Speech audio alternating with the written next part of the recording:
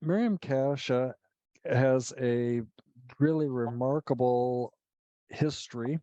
I've scrolled through her PowerPoint, and it's hard to believe all the things this woman has put together since, I don't know, you were 65 or so. Am I on? You're on. Okay, thanks, Terry. It's an honor to be here with you folks. And there's my friend Carol, who's part of my UU congregation here in Coralville. So I was invited to tell you about my experiences as a climate activist and then talk about some adventures and lessons that I've learned along the way. And one of the ways I wanted to do that was to share my story with you from a chapter that I wrote in this award-winning book. Can you put face, not Yeah. put on gallery view. Hi, Deb. The book is called We Rise to Resist, Voices from a New Era in Women's Political Action. And it's been written by 36 women who wrote their stories about what they're involved with. I was the one who wrote something on climate, but there's all kinds of social justice activists and so forth in here. It was an award-winning book published in 2018. And so I'm going to read you a piece from the chapter that I wrote. So the event that I'm going to describe, quoting from the book, occurred in 2017 at the Mississippi stand near Keokuk, when there were so many Iowans involved in actions to prevent the DAPL pipeline from crossing Iowa and under the Mississippi River. So here's from the book. The scene is deafening, chaotic, and confusing. I can't hear anything but the thunderous sound of the drill boring under the mighty Mississippi. Behind me, on a dirt ridge, there are some activist water protectors, and 100 more spread around completely around the fence perimeter where the drill is inside. I watch as a few of the water protectors begin tackling the 8-foot fence. They're immediately apprehended as they drop to the ground inside the perimeter because there's more than 20 law enforcement officers, police, sheriff deputies, state troopers are scattered inside the fence watching us. I see some pipeline security guards wearing yellow reflective vests among them. My adrenaline is pumping and I'm trying to focus. We don't really have a plan except to stop that huge drill, to halt this threat to the Mississippi River, to end the lies and the corruption and the greed, to terminate the flow of fossil fuels that are killing our planet. But I'm not here to get arrested today. I recently paid a hefty fine for a prior arrest attempting to protect the Des Moines River from this same pipeline. Today, I'm only a support person. Now I see my 80-year-old friend Anne, who's recovering from knee replacement surgery. She's scrabbling under the chain link fence someone is holding up for her. She struggles to her feet on the inside with the aid of her cane and looks around to get her bearings. I watch as a uniformed officer takes her by the arm and slowly leads her off to a waiting van. Oh, hell, I yell to no one in particular. I turn around to the screaming crowd behind me on the hill. Come on, we have to go together. Let's do this. They can't arrest all of us. Let's go. We can stop the drill if we go together. Follow me, come on. I doubt they hear me, and I know they don't follow me. I head by myself over a portion of the fence that has just been flattened to the ground by several protesters. On the other side, I creep behind some large objects. I'm not sure what they are, but they provide a modicum of cover. I'm stealthily making my way toward that humongous drill. If I can get to it, the law says they will have to shut it down, if only for an hour or a day, which would cost them a lot of money. I desperately want to do whatever I can to prevent this menace to the Mississippi. I know in my heart of hearts that they are the offenders, not me. Now, one of the officers turns his head and spots me. The jig is up. I'm caught before I can get to the drill. I'm cuffed with plastic ties and led away to a waiting van. I sit there as others are loaded in vans, 30 of us in all. We are hauled off to the Lee County Jail. 3 hours later, the paperwork complete, we are released. We've been charged with misdemeanor trespass, given a hearing date, and sent on our way. The shadow of a $500+ fine hangs over us. The drill didn't stop, not for a single minute. I am frustrated and disheartened. We have made this effort for nothing. I am 74. That was 6 years ago. I did not plan to spend my retirement fighting huge drilling machinery along the Mississippi River. I certainly did not expect to be giving dozens of presentations and leading workshops and retreats and attending endless meetings and traveling far and wide to demonstrate, rally, and protest in an effort to provide and protect a livable future. And I definitely never intended to get myself arrested. But somewhere along the way, I was transformed from a concerned citizen to a climate action warrior. Warrior, I learned at Standing Rock, means protector in the Lakota Sioux people in their language. How did this happen to me? Why don't we switch to the PowerPoint here, Terry? This is a PowerPoint I prepared for a talk I gave at the University of Iowa to the social work department. And I thought it might be useful to give you some pictures about some of the things I'm talking about. If you have some questions, why don't we save them for the end? Okay. There. So there I am in Namibia. 2005, I just closed my practice, my therapy practice, and joined the Peace Corps, something I'd wanted to do ever since John Kennedy started it in 1961.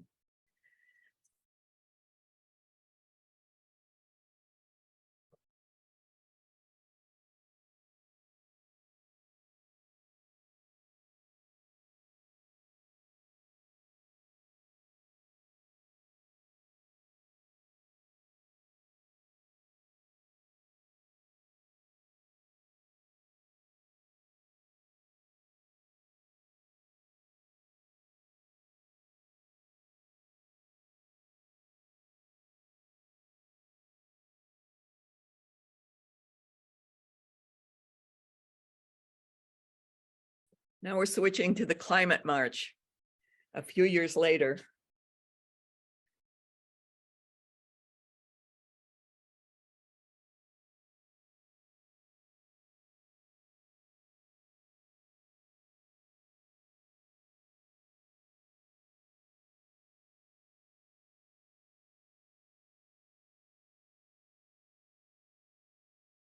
The bottom picture on the bottom right, we're burying what came from our commodes that traveled with us. They didn't use any water or chemicals, but we had to stop and bury the contents every now and then.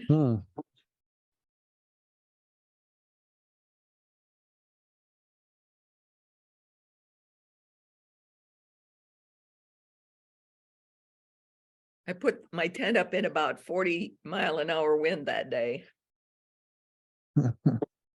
Wow.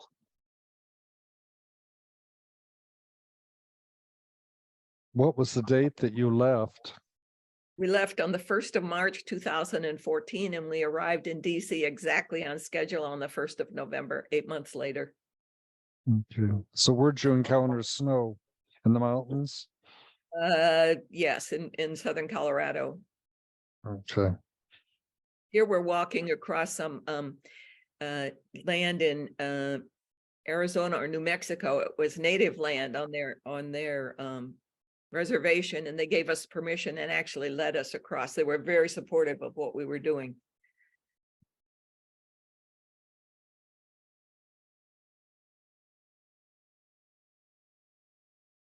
Hmm.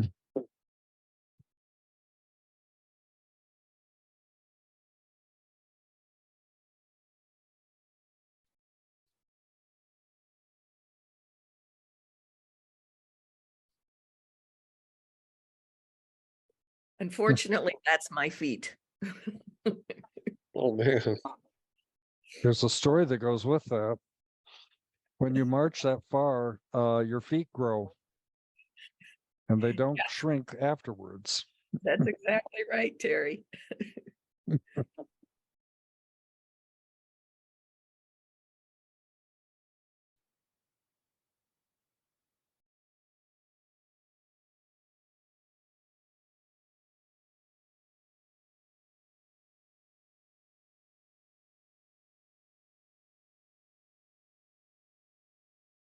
Yeah, that was 2014, wasn't it? For the march on Yep, the the march in climate.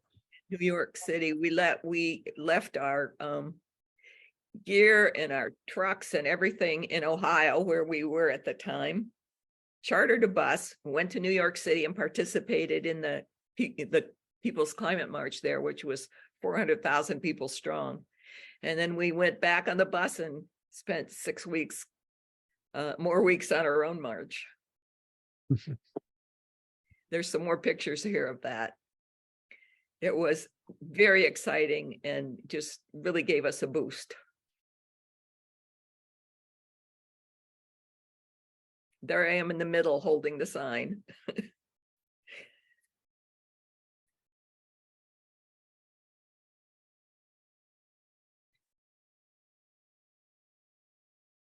There's a story here. You back that up a little bit, Terry. I don't know how to do that. Oh, Can you? the young people were getting impatient because all we were doing was walking and talking. So they started doing you saw a die in there. I think that was in Chicago.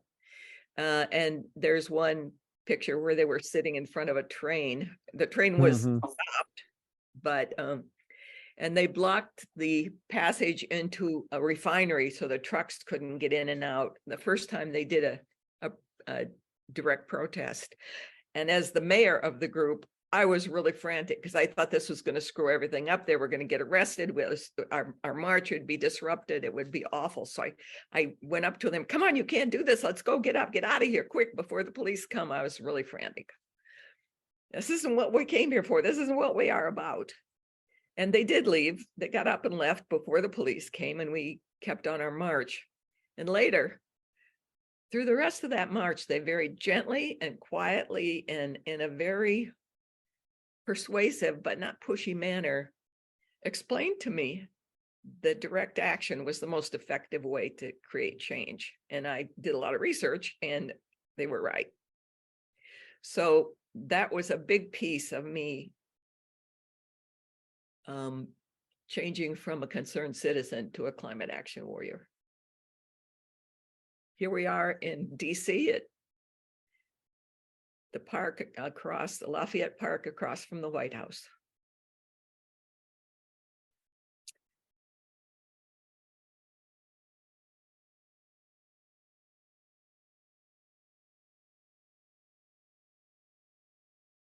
Now I know how to do previous. You right click and then you get it some choices. I can back up to that other one. Should we see what that looks like? Nah. Okay. Oh, there we go.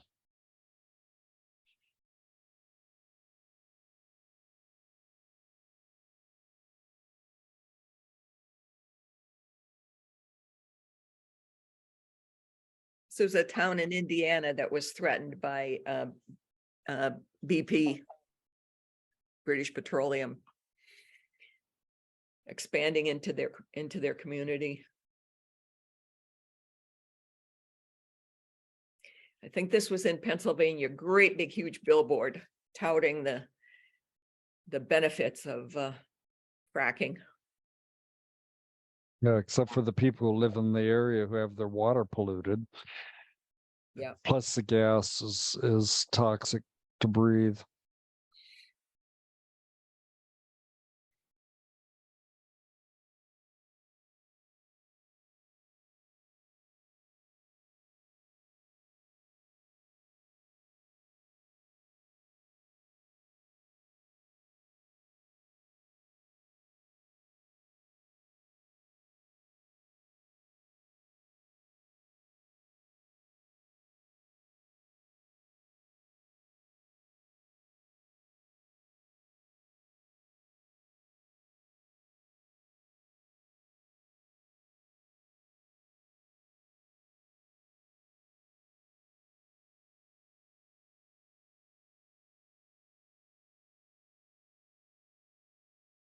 The man on the right, his name was Terry, I can't think of his last name right now, died about 2 weeks before we went through that community. I think that was also in Pennsylvania. And a fracking operation went up in the next farm next to his, and it got into his well water. His cattle drank the water and died, and he got into his well, he drank it, and he died. So we did a silent protest in that town at the offices, the city offices. Just went in there, held our signs and with his name on them, and didn't say a word, and then we left.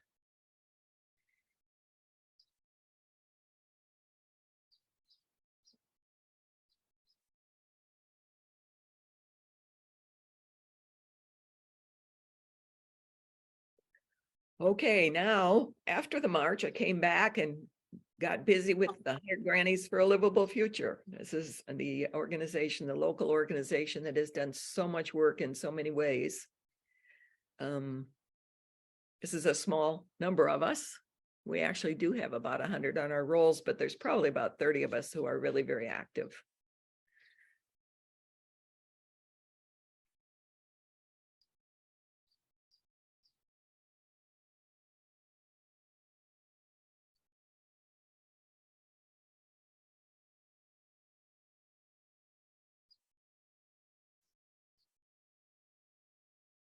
We had the Johnson County Board of Supervisors all ready to ban the bags, the single-use plastic bags in the county.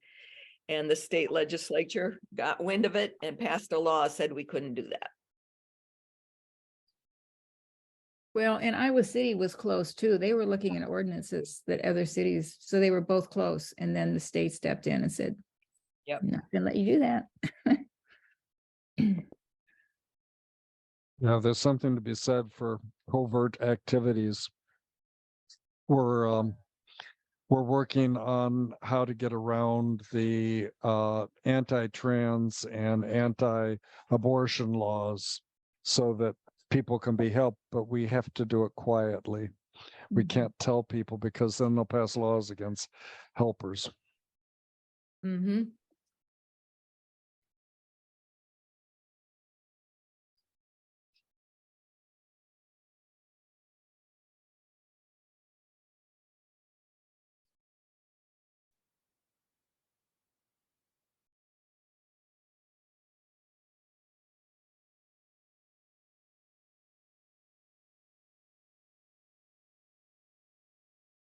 This was when I was arrested near Boone, trying to protect the Des Moines River. We were blocking the machinery from leaving the lot where it was stored. This was my arrest at Mississippi Stand down near Keokuk, the one I described in my opening comments from the book chapter that I read. And that's how it ended up, by the way. We spent, can you go back, Terry? We spent 3 or 4 months preparing for trial with an attorney. We were in a car headed down for a pretrial hearing in Keokuk, and he called us, our attorney called us and said, turn around, go home. They just dropped the charges. And everybody thought we should be all happy about that, but we weren't. We really wanted our day in court. We wanted to be able to talk about the necessity of what we were doing. And we wanted, and we think they dropped the charges because they didn't want to see the headlines in the Iowa papers. The 100 Grannies 5 on trial for protecting Old Miss. But anyway, that's what happened.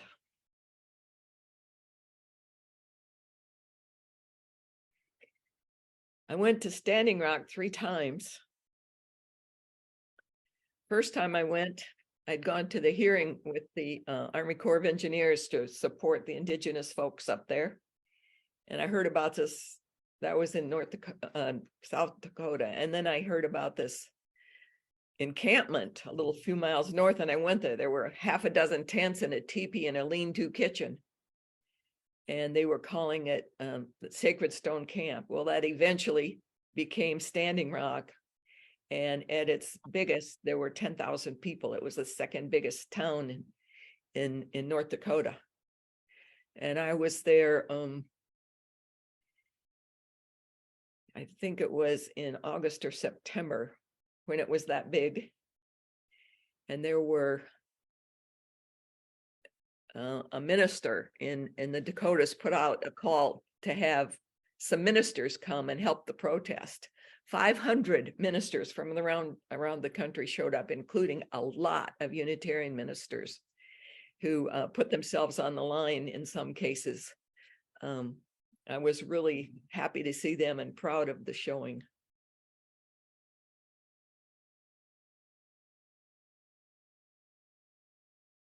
This is another march I was in.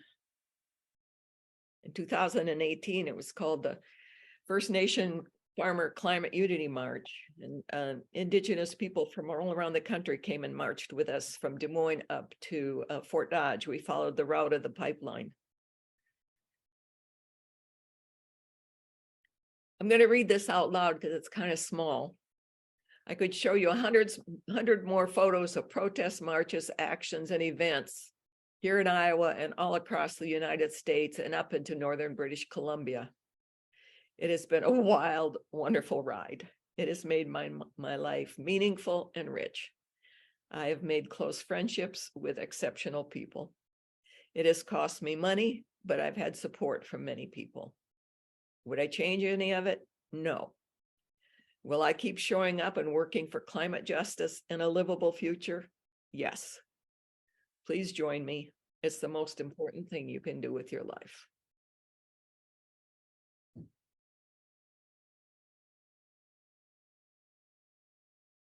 And then I threw in a couple of quotes here at the end that I really like.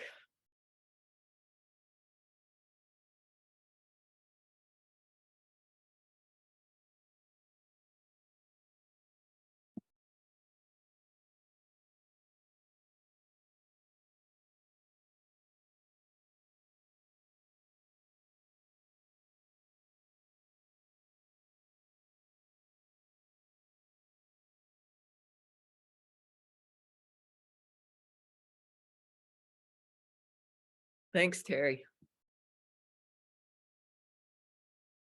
My pleasure. Stop share. Wow. Thank you. That was amazing. Hooray for you. I was also asked to share with you lessons learned on this adventure of mine. And I'm going to here again refer to the chapter from Rise to Resist, because I outlined them in there.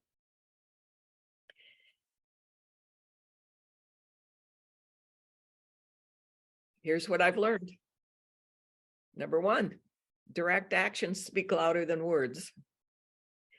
We're learning that traditionally following the rules, it doesn't work. Agencies such as the EPA set rules dictated by the very industries that are being regulated. Mhm. The act of regulating toxins makes their use legal. It also makes it impossible to protect ourselves and our communities. For example, we're told that there are limits on big ag's pollution of rivers, but because there's no effective watchdogs in place, and polluters go ahead and create sewers out of our waterways. Okay, I'm going to go ahead and read this. I'm going to go fast because it's kind of long, but it'll give you an idea of what I've been up to and what activists in Iowa have been up to. To demonstrate the futility of following the rules, here's an excerpt from an opinion piece I wrote that was published in 2 Iowa newspapers. Quote, all the following was done in attempting to legally block the DAPL-Bakken pipeline. Thousands of Iowa citizens, just ordinary people like me and the 100 grannies, have done these things, made phone calls, written letters, sent emails, signed petitions, filed electronic comments on the Iowa Utilities Board website, marched in parades, sent letters to editors and opinion editorials to our newspapers, held rallies and marches, attended Dakota Access Information meetings, testified at the one and only public IUB hearing, contacted our legislators and the governor, dropped banners from bridges, participated in flotillas down Iowa's rivers, created a satirical street theater event called In Bed with the Bakken in front of the IUB, held news conferences, filed lawsuits, and made as much noise in as many ways as we could think of to demonstrate how serious we are about protecting Iowa's soil and water from the terrible threat this pipeline poses to Iowa and the earth. We have also stood in solidarity with landowners who have been forced to sacrifice their precious Iowa farmland through the illegitimate use of eminent domain solely for the private profit of an out-of-state corporation. I finally concluded that risking arrest through nonviolent direct action, what we used to call civil disobedience, is the only avenue left to me to fight this ultimate injustice. We have tried everything else. Our government, which is charged with the protection and well-being of its citizens, is instead protecting and benefiting the fossil fuel corporations. End of quote. So direct actions speak out louder than words. That's number one. Lessons learned. Number two, you cannot do this alone. We need each other. Find your people. After the climate march, it was my great fortune to be part of a number of local environmental activist groups, including the 100 Grannies for a Livable Future and Citizens Climate Lobby. With them, I find community, support, and opportunities. The members have become my beloved friends and fellow travelers. Number three, if your heart isn't in action, don't do it. Finding your unique niche and don't try to be anybody else. Everyone has a role in co-creating a livable future with economic, social, and environmental justice. Obligation, fear, and guilt are not appropriate motivators for activism. Number four, take regular breaks. Even with good planning, built-in fun, and community of support, the life of a dedicated activist is financially, physically, and emotionally draining. I know this. If we try to do too much and don't maintain a measure of balance in our lives, we can fall into despair and give up. Burnout is a constant threat. Find your most effective R&R and use it. Then return to the fray, refreshed and ready. Number five, trust that every failure on the journey leads one step closer to success. We cannot know the impact of our ripples. When I returned home after walking over 7 million steps across America with the Great March for Climate Action in 2014, the local paper interviewed me for a front page article. I will talk to anyone who will listen, it quoted me. Be careful what you say. I have given some 50 presentations and the requests haven't stopped. I've spoken to small groups of a half dozen people and to gatherings of 150 or more. At first, I focused on the amazing story of our march across the country and why we did it. Later, my growing activism became the focus of my talks. My goal has always been to inform and inspire, never to blame or reproach anyone. Number six, everything and everyone is connected. I have learned a new word, intersectionality. When I wrote this, it wasn't in the dictionary. I think it is by now, but it's a valuable and growing concept whose time has come. It means simply that all injustice is connected. I used to say that the climate crisis is so critical that working on any of the other myriad important issues was like rearranging the deck chairs on the Titanic. I used to say that. I quit saying it when I began to understand that all injustice is interconnected. We are all interconnected. Everything is interconnected. Here's one of my favorite quotes from the legendary naturalist John Muir.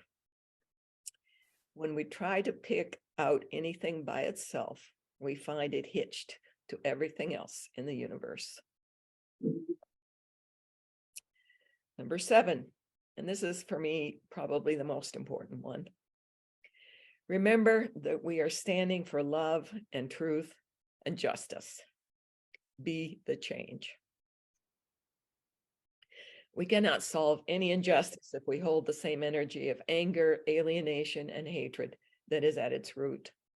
We cannot break down barriers and create solutions if we demonize and hate the oppressors. That lesson was dramatically apparent at Standing Rock. The culture of the movement was prayerful. The intent was to peacefully and persistently stand for truth and justice. I loved being an ally and witnessing the phenomenal cultural renaissance and the courageous stand for their rights over their land and water. The morning after the 2016 election, which is when I was up there, I climbed out of my tent at Standing Rock, unaware of the outcome of the election. I headed for Media Hill, the high point of camp where people gathered to use their phones. The minute I saw my friend's face, I knew. I fell into her arms, sobbing, feeling inconsolable and hopeless. She took me by the hand and led me down to a circle of people gathered around the sacred fire, which was going 24/7, protected and tended.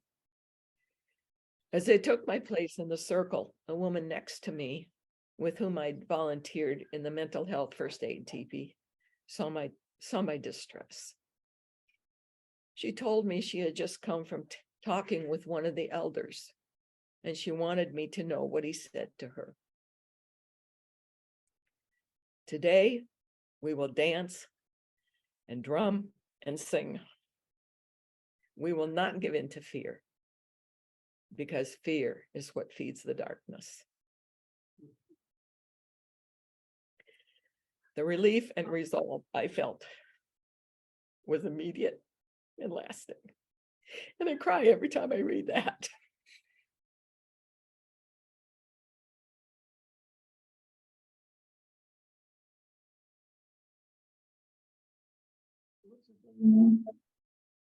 I've been arrested at peaceful nonviolent actions twice in Iowa, fighting the pipelines, and twice since.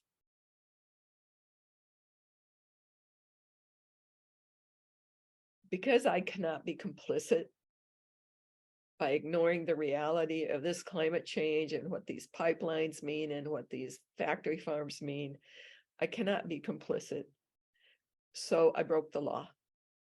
I walked onto property that had been taken by eminent domain from a farm woman against her will. This was at Mississippi Stand. This for a pipeline owned by an out-of-state for-profit corporation. I was trying to halt a dire threat, not only to the Mississippi, but to life on Earth. How could I not? How could I not?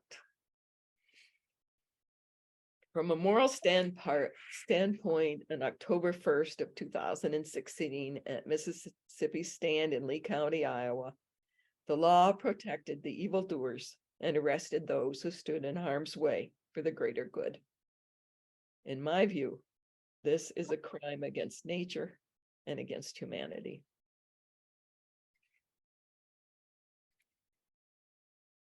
I ended that chapter with this quote from Rabbi Tarfon, And this is from the 1st century, 2,000 years ago. Do not be daunted by the enormity of the world's grief. Do justice now. Walk humbly now. You are not obligated to complete the work, but neither are you free to leave it. And I'll end with another quote. This is from John Lewis. You've probably heard this one. Do not get lost in a sea of despair. Do not become bitter or hostile. Be hopeful, be optimistic. Never, ever be afraid to make some noise and get in good trouble, necessary trouble. We will find a way to make a way out of no way. Thanks for being here. I welcome your questions or comments. Say thank you to Terry for putting this Zoom meeting together. And also a thank you to Miriam for her courage, her wisdom, for sharing. Looking forward to seeing you at the Unitarian Universalist Fellowship here in Marshalltown. Oh, Okay. Thank you, Okay. everybody. Thank you. Thank you. Thank you. Have a good evening. Take care. Bye.